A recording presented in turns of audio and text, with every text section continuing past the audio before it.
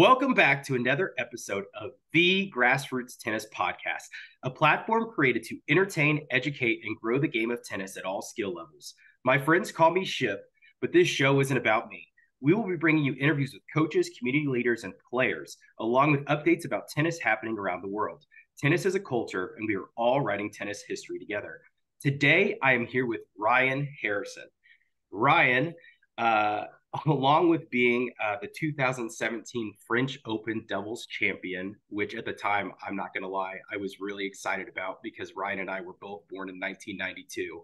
And if you follow tennis, you know that we are of an age that people often forget about, just because of the big three, big four, and the generation that comes before. But Ryan is the 2017 French Open doubles champion.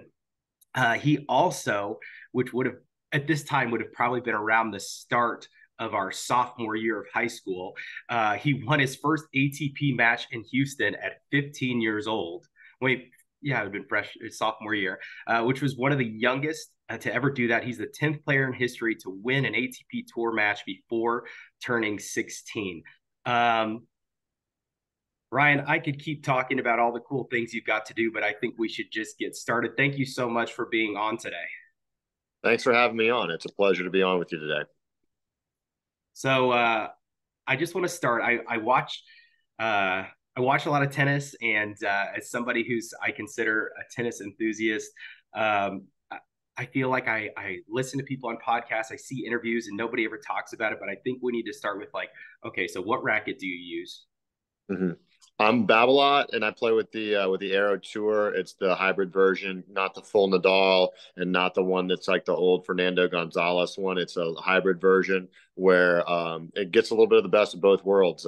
Jack Sock used it for a long time before he switched. Steve Johnson played with it for a long time, along with another group of guys. So, very popular racket amongst the pros, and I love it. Okay, and is your racket weighted down?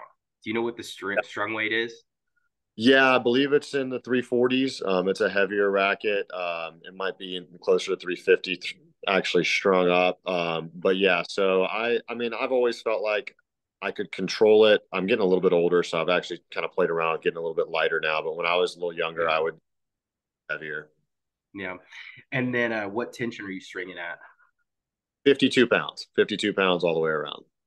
And do you remember what age you started weighing down your rackets? I think around 17, 18 years old, something like that. Once I started developing, I didn't want to play with too heavy a racket when I was in those developmental years where I was kind of growing up and filling out my body. That makes sense. I just know you were playing some pretty tough guys at a young age, and adding that weight can help with absorbing kind of the pace of other people. So I didn't know for sure when you thought that was advantageous to make that change. Okay. So, Ryan, this is one of my favorite questions. Who was the first person to really kick your butt? On tour, or like in a tournament? I would take both because I typically think that those first really big losses, even as a young person, are extremely traumatic. So they're usually pretty good. So when I played James Blake in Houston after I won my first ATP match there, I played James and he crushed me like 6-3, 6-2. Which I didn't think was a terrible scoreline at the time, but it was definitely a very comfortable loss. And I felt like, he kind of showed me that high top end level. He was number 8 in the world at the time. And I remember he just, when I talked to him at the net, he was just like, "Hey, dude, you're going to have a long career out here. Make sure you enjoy the ride." And that is what I have done. Nice. Did you have any really tough ones in the juniors? Any losses that were just brutal? Yeah, I mean, I had some battles, and we had a really good junior year. Like my year in juniors was very competitive. We had all around the same time, me, Milos Raonic, Grigor Dimitrov, Tomic, Filip Krajinovic, Vasek Pospisil. A lot of us from my generation turned out to do very well in tennis, and so we had some battles. And I remember losing a couple battles. Filip Krajinovic beat me at Wimbledon one year, and that was heartbreaking because I felt like I could win it, and I felt like I was in a position in the juniors where I was one of the favorites, and Filip took me out. But then I look back, and first round I beat Vasek, who ended up being top 30 in the world and making his own quarterfinal run in the pros at Wimbledon. So when I look at that and how deep it was, we really all pushed each other to become professionals.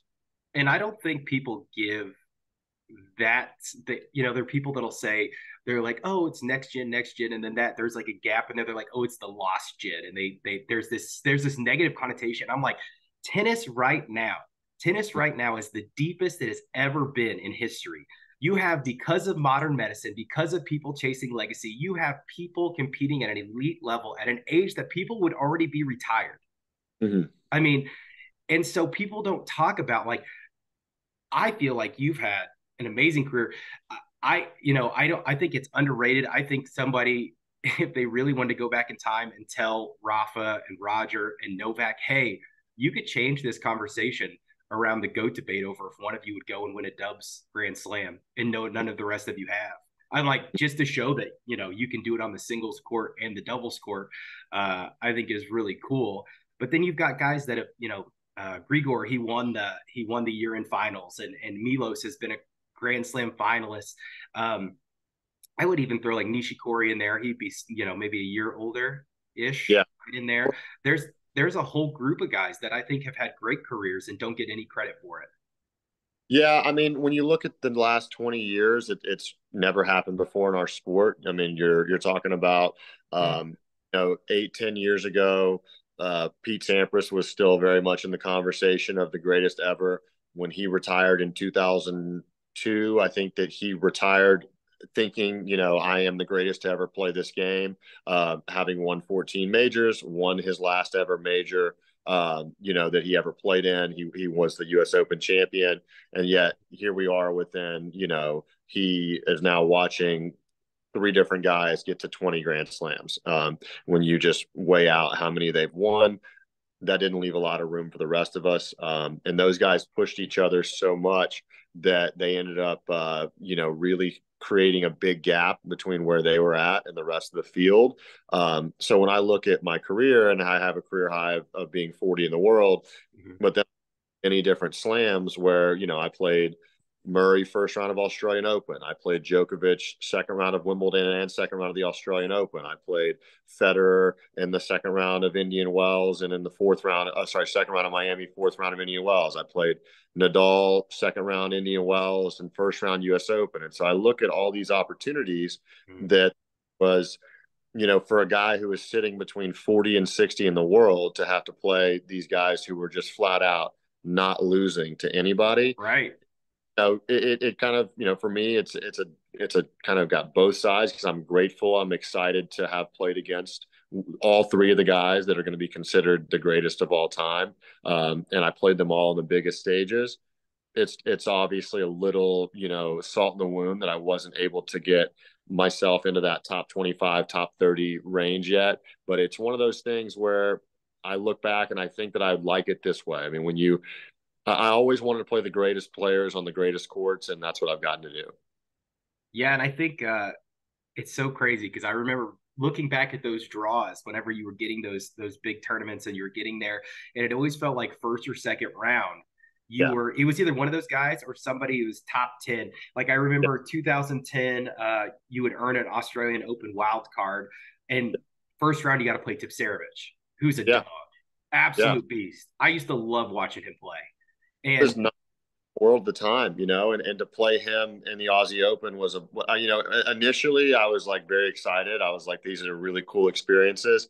And then, obviously I got to the point where I was hoping to get a little bit more of a break. But when you talk about, the extended stretch of 4, 5, 6 years where there wasn't a whole lot of opportunities there where the draw opened up for me, I think that a lot of people in tennis in that time would have, comfortably said that I was playing what would be the equivalent of like top 15, top 20 level. But unfortunately the draws never opened up that I could, put those big point totals on. Like the way that I watch now in tennis, and the way that like Ben Shelton made the quarterfinals, the Australian Open, without having beat anybody that was in the top 50 in the world. The way that, you're seeing these runs out of guys like Struff at the Madrid Open a second ago, or last, yeah, that just wasn't happening. Struff Proof is not a better tennis player now than he was 7 years ago.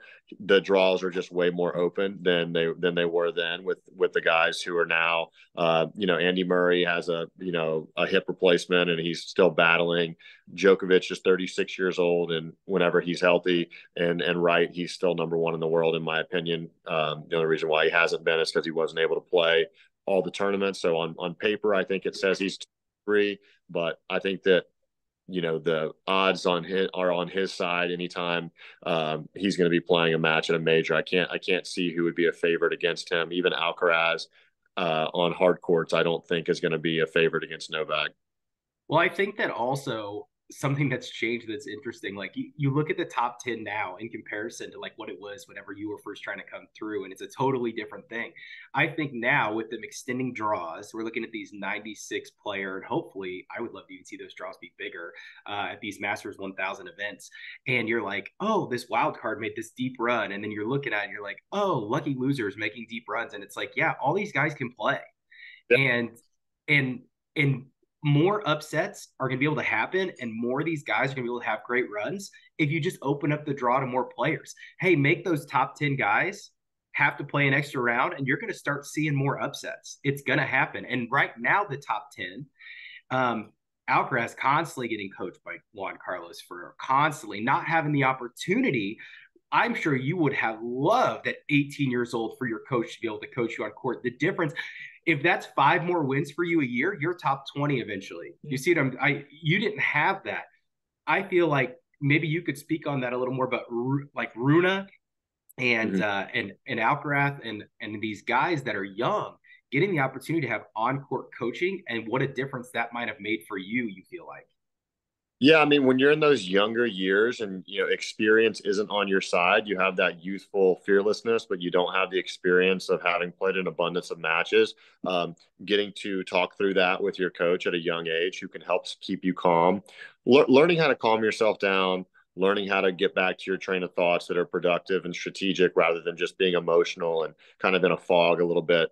It's a skill, and whenever you have somebody who's talking to you and helping you vent and decompress, it, in my opinion, it takes away a little bit of the experience advantage from players who knew how to kind of calm themselves down on their own. So a guy who's younger and gets to kind of confer and go over everything with their coach is going to have an advantage. If I'm an 18-year-old who's starting to blow my lid a little bit, and I get to go talk to my coach and he gets to settle me down. Hey, this is what we got to get back to. Let's get back to exploiting this and going there. It's an advantage to the young guys, I think.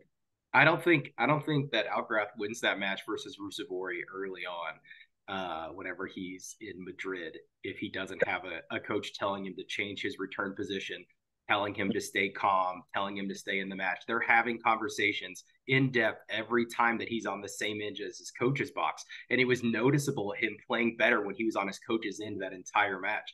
They've eliminated basically the ability for 18-year-olds and 19-year-olds, 20, 21-year-olds to be a 20, 21-year-old. And it's a huge difference. And guys like yourself would have greatly benefited from having that on-court coaching. It's just a different game.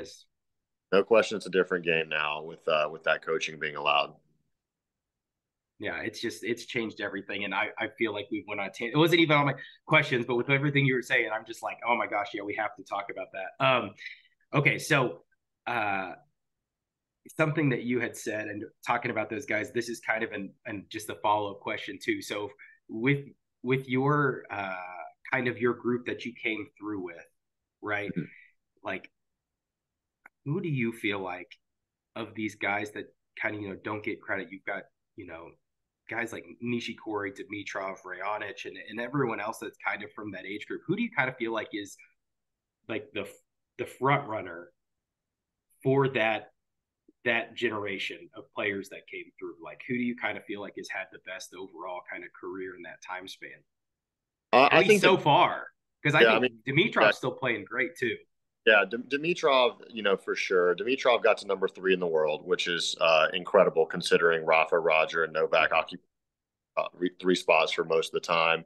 He semifinals of the Australian Open. I believe semifinals of Wimbledon as well. I know he made the quarters. I can't remember exactly if it was the semis as well. But he wins the ATP Finals, which is the biggest tournament outside of the majors.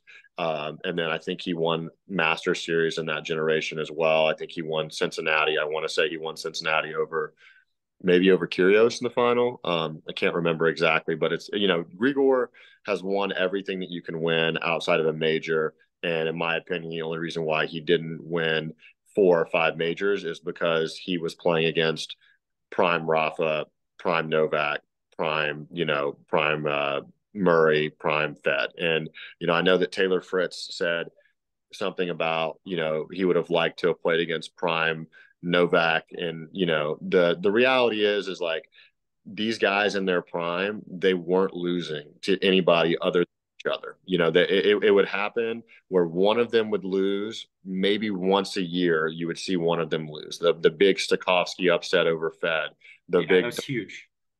like that would happen to one of them once every year or two. It would happen.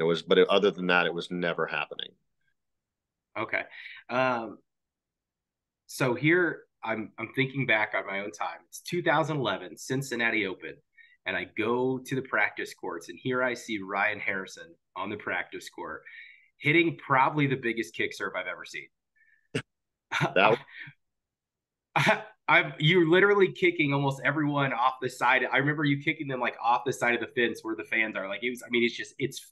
I'm like, how does he make it move that much, but right. also be that fast? Because usually the kick serve has all that spin. What do you? I was us being the same age. I was amazed watching at the time. Like anyway, what do you feel like was the key to kind of like your development, and especially developing your serve growing up? Like, how did you get those miles per hour? How did you, the technique, everything about that? What went into developing that serve? It's the simplest drill. I have everybody that I've ever helped work with or help, and basically what you do is at the end of every day, at the end of every practice, just like a basketball coach would have guys go shoot free throws, you go hit second serves and you go and you make 10 in a row. I don't care what pattern you go, T on the deuce, Y on the deuce, T on the ad, Y on the ad. You get to the point where you can make 10 in a row. And then as you get better, you start to add the speed, you start to add the spin, you start to play around with your consistency. And when you get to the point where you really trust that you can make your second serve to all the spots, and you know that, okay, I will hit my second serve wide to a guy's forehand on a big point. I will be able to hit that kick serve in a very specific spot. You do that day in and day out, and you start to get more confident and more aggressive with it, and it just goes from there, man. Yeah.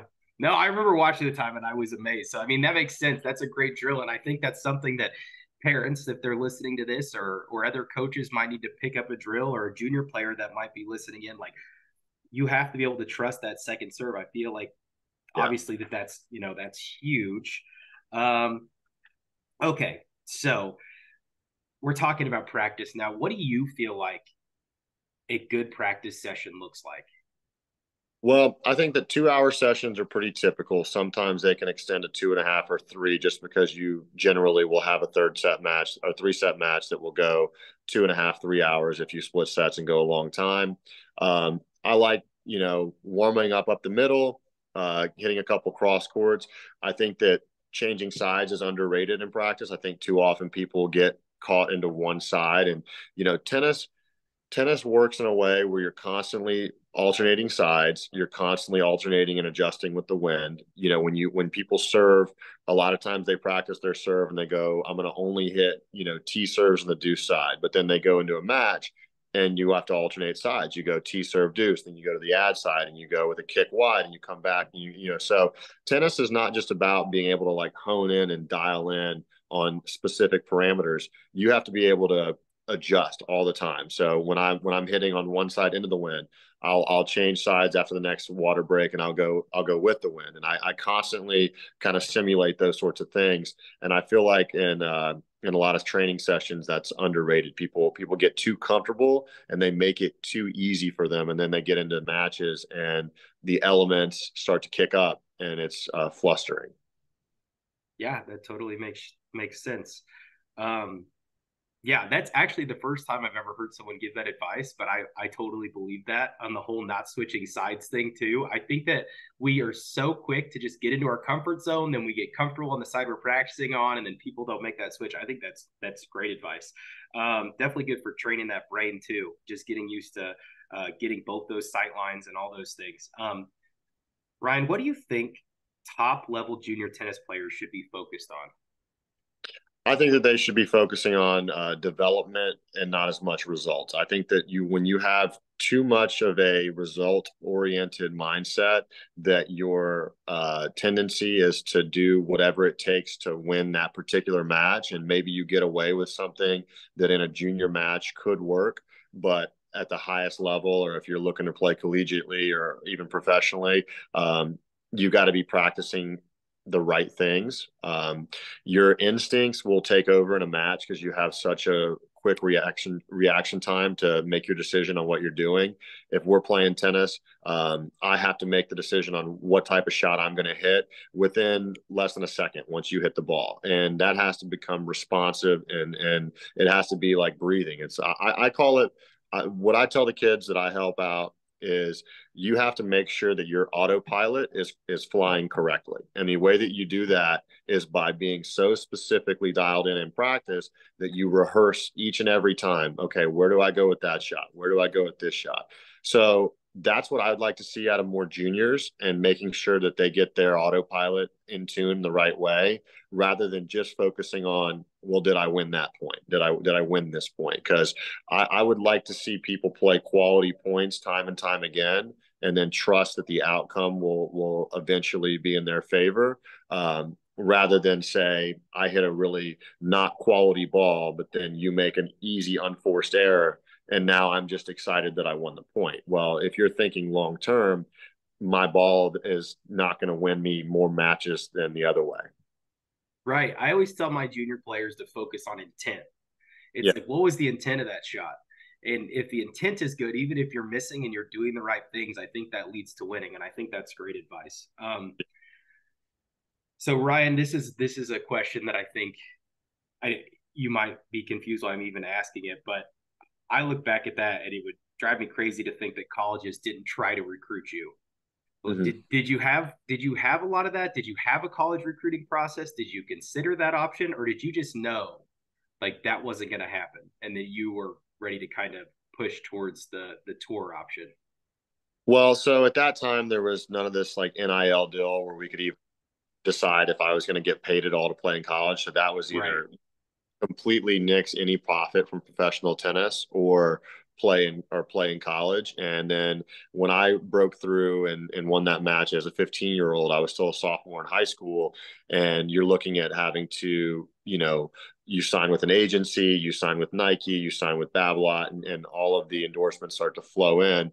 All of those opportunities I would have had to have foregone in order to play in college. And at that time, as a 14, 15-year old, to be given the opportunity to pursue your dreams, there was no other time I could have asked for. I firmly believe that anybody else in my situation would have taken the opportunity to go pro, because I had the opportunity to chase my dreams, and I was already playing at the ATP level from the time I was 15 years old.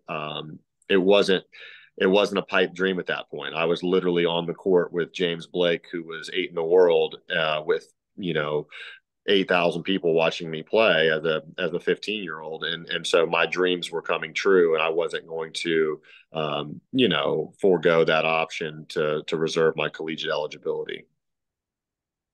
I think that totally makes sense. I'm assuming that, there was probably some crazy college coach who kept harassing you even through that process. I'm sure that became quite comical, and you've probably even made some friends in the college tennis world along the way. But yeah, I can't imagine you passing up on that opportunity with what you were doing at that age. Um,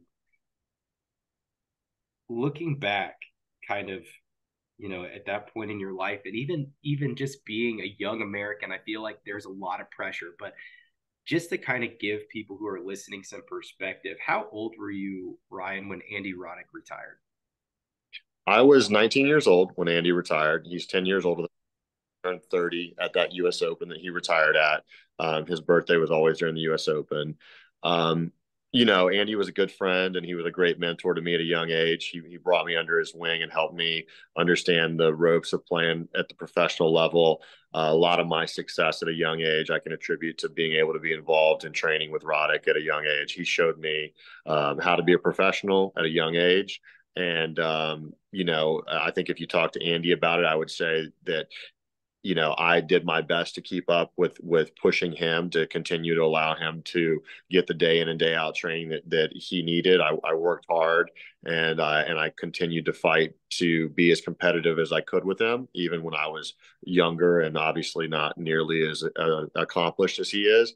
But I did my best, and I think that pushed me. And so when you come off of a training block with Andy Roddick, and you got to go play somebody who's 73 in the world, and I'm used to seeing a serve that's coming at 147, Yeah. that it helped a lot to have to understand like this. I remember I played that year in Cincinnati you're talking about. I played Chela, Juan Ignacio Chela, first round, who was 19 in the world at the time. And Chela, admittedly has had a much more, you know, stupendous career that I've had. He made top 20 in the world, semifinals of Grand Slams.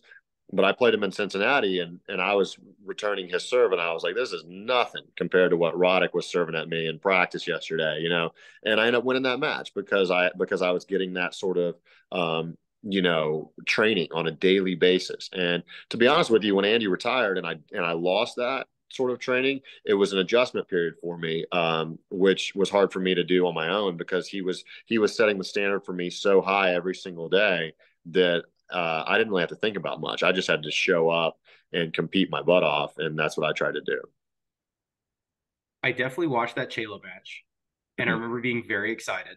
If Yeah, you were playing that year, I mean, I remember I got pictures with you twice because the first one I took, I stood in line for, and I looked like a total nerd. So I got another picture with you later because I had to have a good one. So just gonna make myself sound nerdy right now because I'm tennis crazy. But I also got a picture that year with Andy Roddick. And when I tell you that was the most difficult thing I think I've ever accomplished in my life with the people and the way that they attack him, I yeah, got the picture.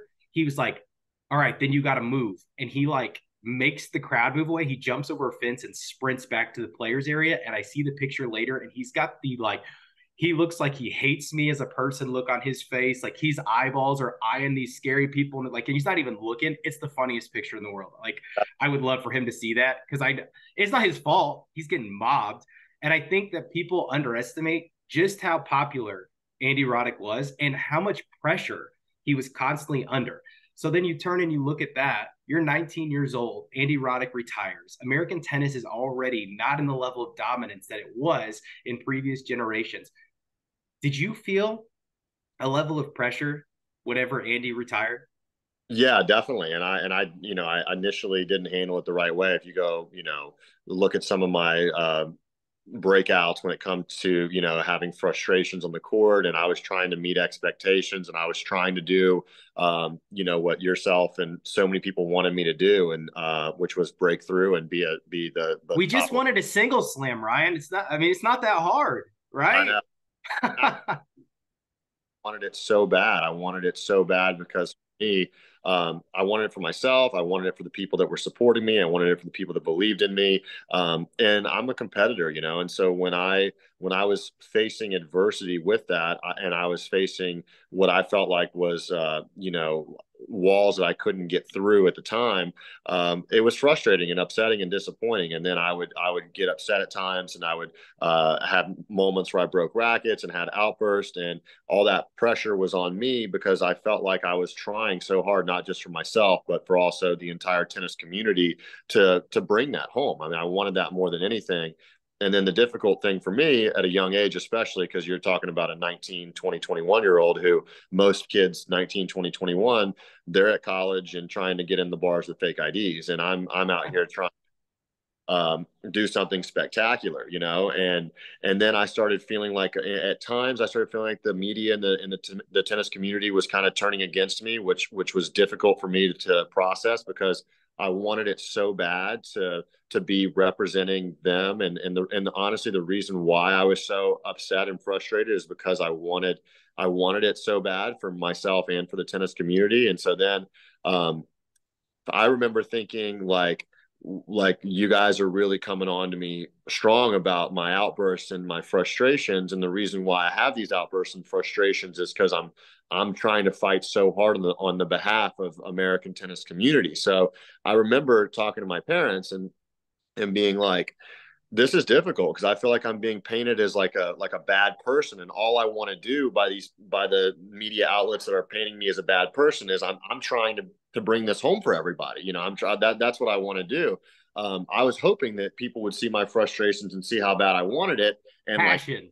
yeah, like pick me up, pick me up Yeah. and help me, in a way that made me say like, man, I appreciate all of this support. But that is unfortunately like dealing with the narrative sometimes in the sports world is when you fail, the failure picture is a lot catchier of a headline to see a broken racket at someone's feet rather than, the narrative that somebody was fighting so hard and trying so hard. And to talk about the mental health conversation that we discussed a little bit at the beginning, you're not talking about a fully developed man at that point. I'm a 19, 20-year-old who's trying to cope with all the emotions that I'm handling in that situation.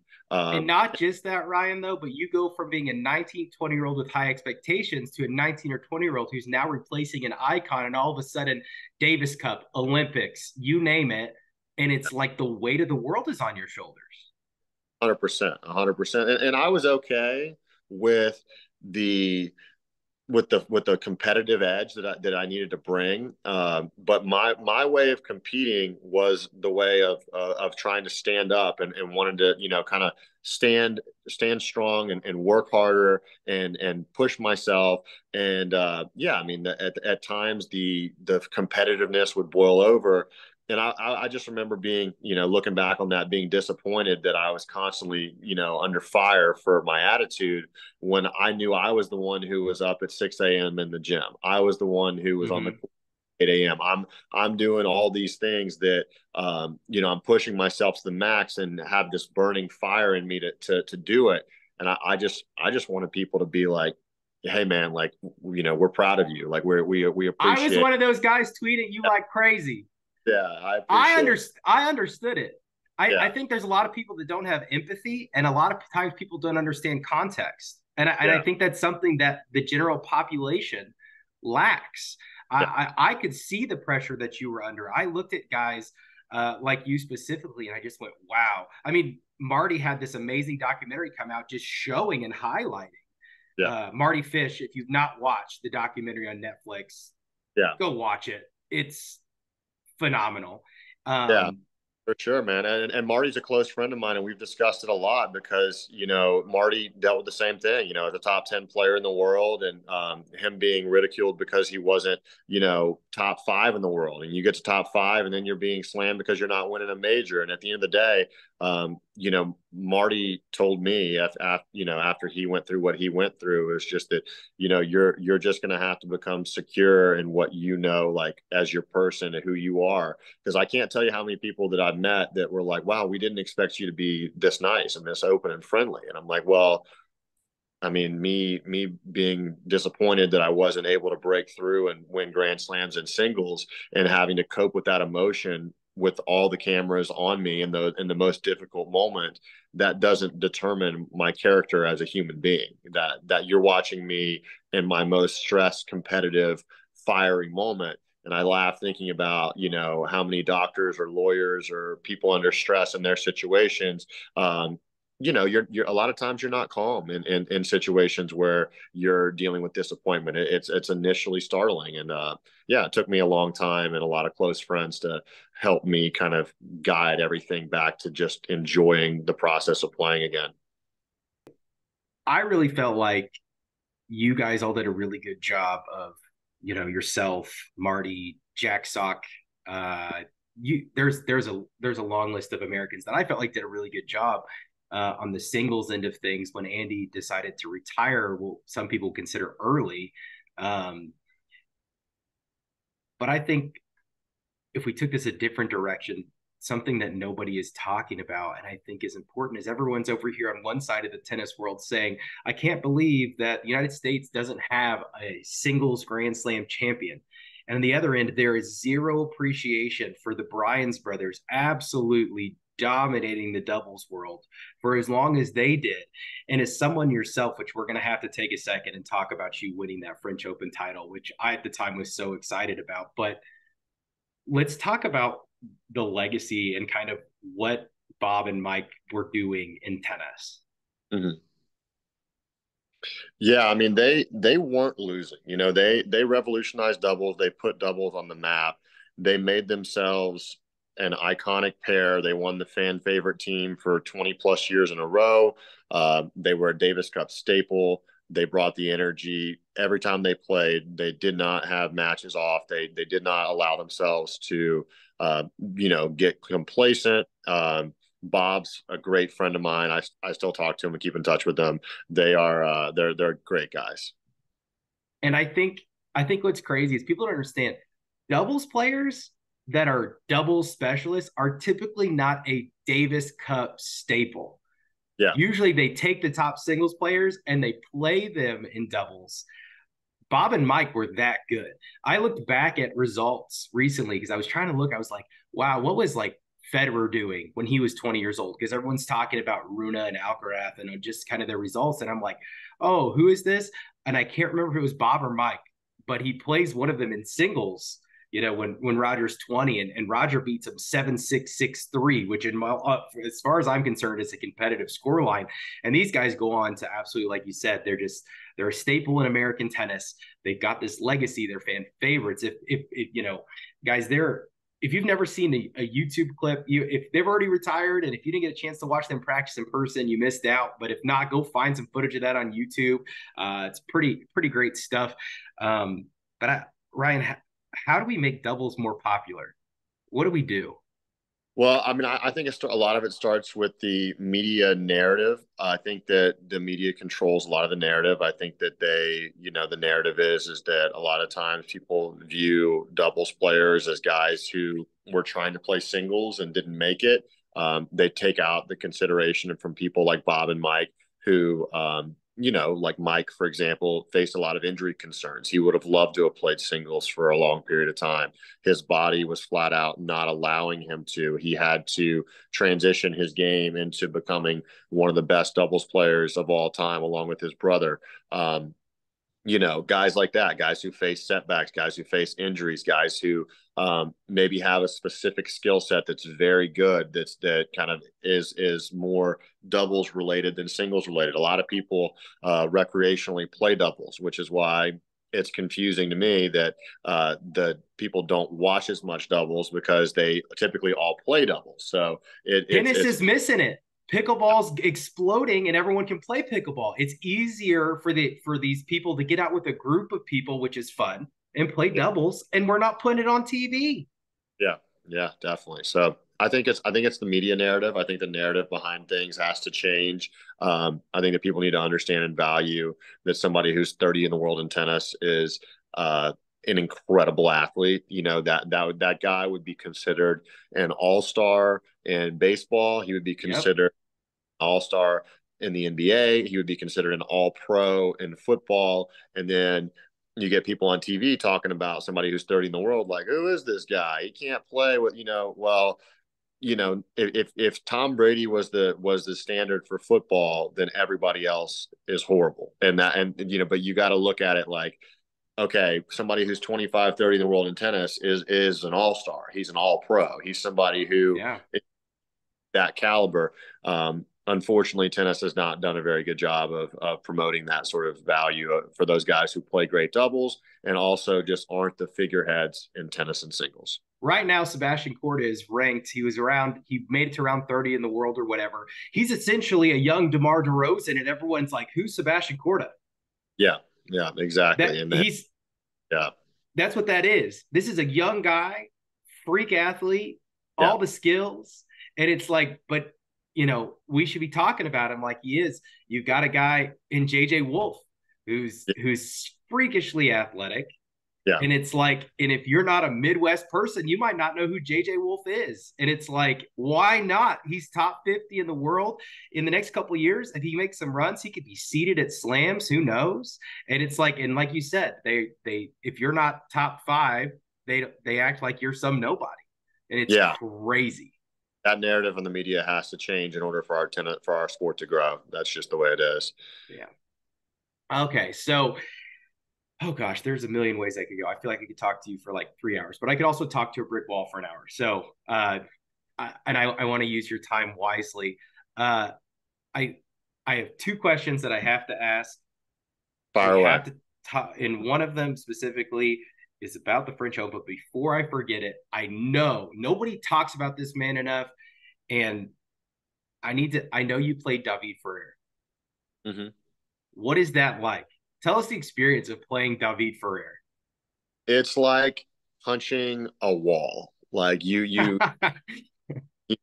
think you did damage and it didn't move. It just like you get that little scuff mark off. Like he's And your uh, knuckles are bloody, and yeah, you're trying to do your best to deliver your blow, and you're like, man, I felt like I was pretty good hit. He didn't move, and that's how it is playing him. You feel like hit powerful shots, he's there. You change it up, he's there. You feel like you have him flustered, and you feel like you mentally got to him, he's there. Like he's always there. And I've never beaten him. I've been competitive and close with him. I lost him in 5 sets at Wimbledon. I lost him in 3 sets at Cincinnati. I lost him in 3 sets in Acapulco. And every time I think I was up. I was up a set in Cincy. I was up a set in Acapulco. I was up 2 sets to 1 at Wimbledon. And he just always seemed to find a way to kind of like flip the script in the end. And obviously, physically, he was a beast. I mean, he's so fit and strong. So that's the best way I can describe it. I had to ask because that's a guy that it's like at his size, Mm-hmm. he odds are he shouldn't have had the career that he did. And Right. I mean, he's ripped, by the way, but just like he's not huge, he's not tall by any means. And I just think people, he's a guy that I think if he's 5 years younger, he definitely gets through and he gets a slam at some point. Yeah. Okay, we got to talk about it. You've got all this expectation. You've had to. I know that you had different injuries along the way, rehabbing, recovery, learning to take care of your body, maturing. 2017, we get that French Open doubles title. Mm. What was that like? It was a dream come true. I mean, I was at the stage where at 25 years old, I, had played against the greatest players of all time. I had my singles aspirations. I always wanted to win a major, but then knowing my game and knowing the opportunity that I was going to have to play with a good friend of mine and Michael Venus, that I've known since I was 12 years old. We grew up together at the same academy. My dad coached Michael, and so we had these roots together that were really really deep. And so to get the opportunity to play with each other at a major, I knew that we had chemistry and I knew that we had power together. And it just, the momentum started building. And as we got to the second and third round, we were kind of like not looking ahead, but we were kind of like, hey, we just beat the number one team in the world second round, and we are clearly capable here. We get through the third round, we get through the quarters, and now we're in the semis, and there's 4 teams left. And I'm just like, Michael, dude, like, why not? Like, why not? Like, we're right here. Who's to say it can't be us that's holding this trophy on Monday or Sunday? And so we got through the singles, the semis and the doubles.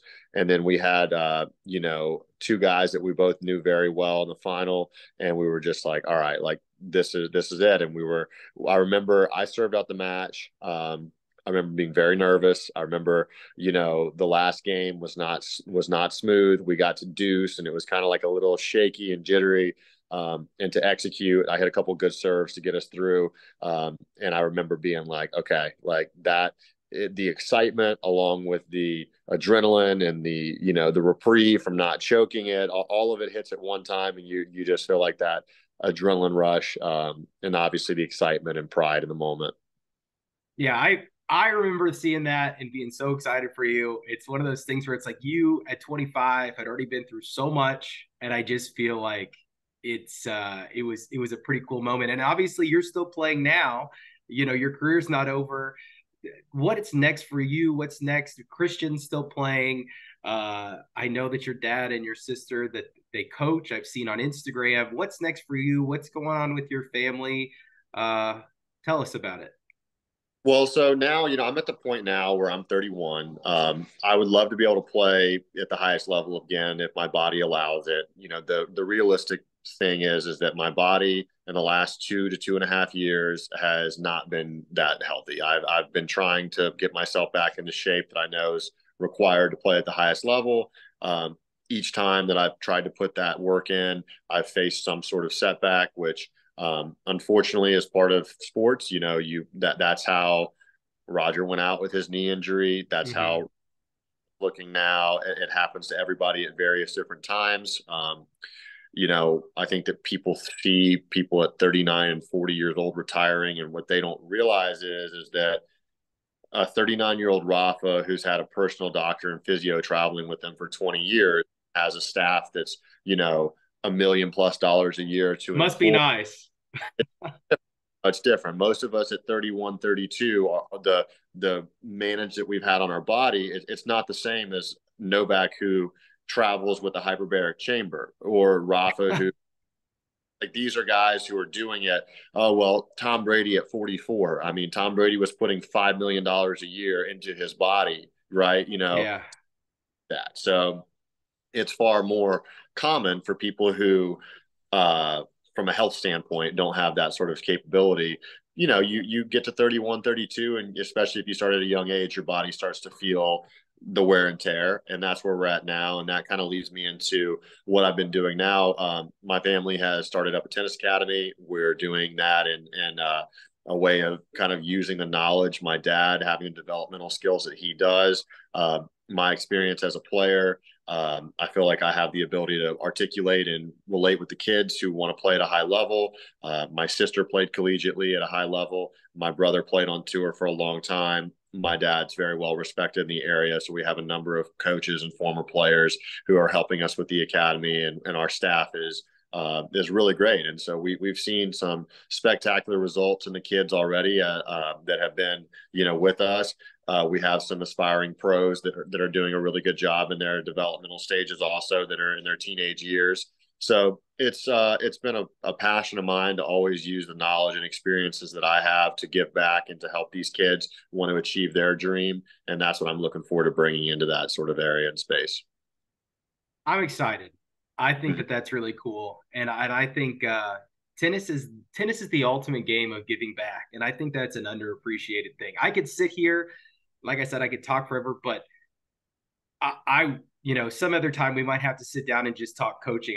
There are junior players and other coaches who could benefit from probably listening you share your experiences for another, I don't know how many hours, with just from the things that you've been able to do. Um, I'm very appreciative of your time today, Ryan, and everyone who got a chance to listen to this or that will listen to it in the future. I'm hoping that every one of these podcasts will be something where it's not so dated, but it's actually just the sharing of information and a way of giving back.